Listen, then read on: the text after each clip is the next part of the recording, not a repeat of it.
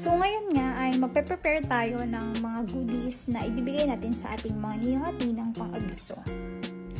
As a 2024 budgetarian guide, mas pinili namin na mag-stick sa budget at mag-prepare ng mga goodies na naka-promo na binili namin wala SNR.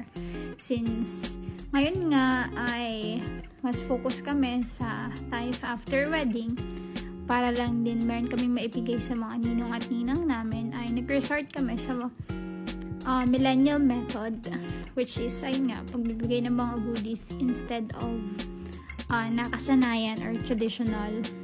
So, ito naman ay ibibigay lang namin yon for during abiso, kasi nga sasabihan namin sila na kukunin namin sila ang principal sponsors during the wedding. So, dito nagpapack ako isa-isa. So, 6 lang yung kinuha namin na pairs na dear sa aming mga hearts, kasi kami talaga yung pumili without the influence of our parents. So, ayan, pinapack na namin siya. So, kung gusto nyo malaman kung magkano yung total na nagastos namin dito sa mga goodies for the abiso, i-comment nyo lang sa video.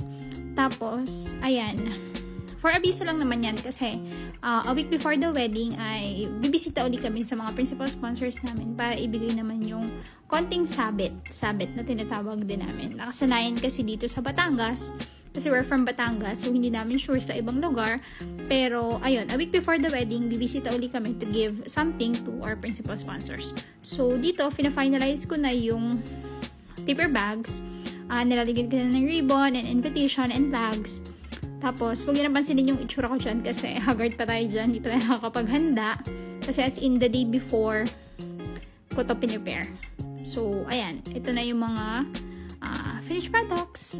From Imprints nga pala, yung mga boxes sa baba. Simple giveaway din. Bye-bye!